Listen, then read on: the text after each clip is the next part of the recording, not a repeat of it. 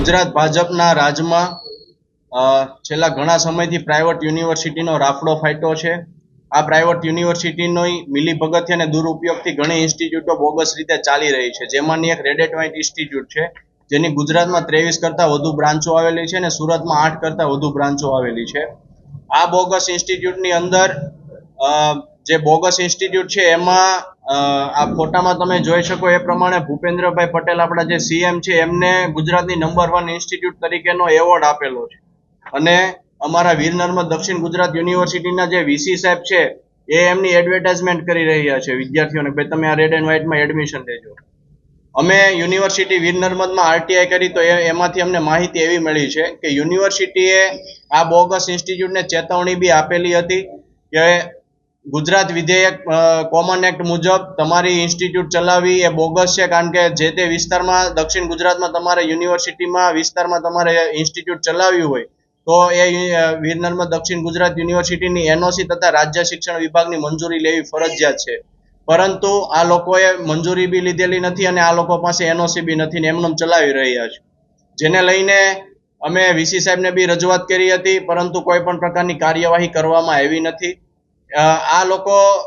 એક્સટર્નલમાં course કરાવે છે, computer engineering, BSc IT, MCA IT, MCA, BCA જેવા જે રેગ્યુલર કોર્સો છે, યુજીસીના નિયમ મુજબ આ રેગ્યુલર કોર્સ કરવા પડે, પરંતુ આ લોકો એક્સટર્નલમાં કોર્સ કરાવી વિદ્યાર્થીઓને વિદ્યાદીપ યુનિવર્સિટી કિમ અને સ્વર્ણિમ યુનિવર્સિટી ગાંધીનગર ખાતે પરીક્ષા આપવા માટે મોકલે છે અને ડમી માર્કશીટ અને ડમી ડિગ્રી આપે છે। ત્યારબાદ મોટા મોટા પ્રલોભનો આપીને વિદ્યાર્થીઓને પોતાની સંસ્થા તરફ આ લોકો આકર્ષવાનું બી કામ કરે છે। અલગ અલગ સ્કૂલોમાં જઈ ક્લાસીસમાં જઈને સેમિનાર આયોજિત કરે છે અને એવું કહે છે કે ભાઈ અમે તમને લાખોના પેકેજીસ આપીશું, પ્લેસમેન્ટ આપીશું, ફોરેનમાં મોકલીશું, પણ એ બધી ખોટી વાતો છે, ખાલી પોતાની બાજુ આકર્ષવા માટેની આ બધી વાતો છે અને એને લઈને અમે ઘણા બધા સ્ટિંગ ઓપરેશન બી કર્યા છે। રેડ એન્ડ વ્હાઇટના સ્ટાફ બી એવું સ્વીકારે છે કે ભાઈ અમે ડમી યુનિવર્સિટીમાં અમે તમારું એડમિશન કરાવી દેશું અને તમારે ખાલી પરીક્ષા આપવાની છે, તમે ખાલી એક્સટર્નલમાં પરીક્ષા આપો એટલે પાસ બી થઈ જશો, એની બી આ લોકો જવાબદારી લે છે। એક દિવસમાં એક પેપર જ લઈ શકાય, પરંતુ આ લોકો 2 દિવસની અંદર 6 પેપર લઈ લે છે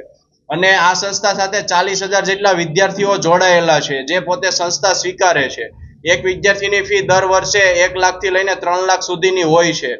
40,000 ગુણ્યા તમે ખાલી 1 લાખ કરો તો બી કેલ્સીમાં એરર આવી જાય એવડો સ્કેમ છે આ લોકોનો, જેને લઈને અમારી સરકાર પાસે હવે એવી મુખ્ય માંગણીઓ એવી છે કે આ સંસ્થાની તમે માન્યતા રદ કરો અને જે બી આ સંસ્થાના માલિકો છે એમના વિરુદ્ધમાં ફોજદારી દાખલ કરો। કલમ આઈપીસી 336(1), 2 અને 3 મુજબ એની વિરુદ્ધ કાર્યવાહી થવી જોઈએ અને આ અમારી માંગણી સ્વીકારવામાં નહીં આવે અમે કલેક્ટરશ્રીને બી આવેદનપત્ર હવે આપવાના છીએ। સમગ્ર ગુજરાતમાંથી જ્યાં એમની બ્રાન્ચ છે ત્યાં એમની તાળાબંધી બી કરીશું, છતાં બી જો નક્કર પરિણામ નહીં આવે તો અમારા લીગલ સેલના વકીલો દ્વારા અમે હાઈકોર્ટમાં રીપિટિશન બી દાખલ કરીશું।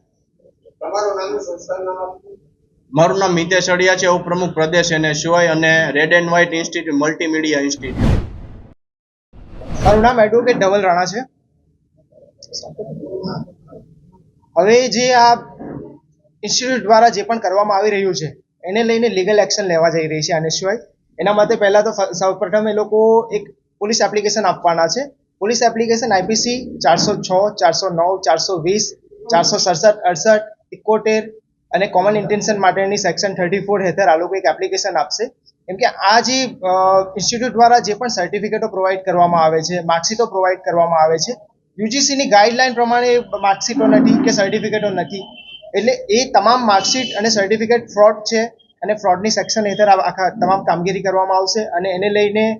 આ જે પણ ઇન્સ્ટિટ્યૂટ છે બંધ કરવા માટેની પ્રોસિજરો કરવામાં આવશે। અગર પોલીસ સ્ટેશનથી કંઈક આગળ કાર્યવાહી એક્ટિવિટી નથી થવાની તો કાર્યકર્તાઓ અને એડવોકેટો ભેગા થઈને રીટ પિટિશન હાઈકોર્ટમાં ફાઇલ કરવાના છે અને ત્યારબાદ જે પણ આગળની કાર્યવાહી થશે એ કાયદાકીય કાર્યવાહી હાથો ધરવામાં આવશે।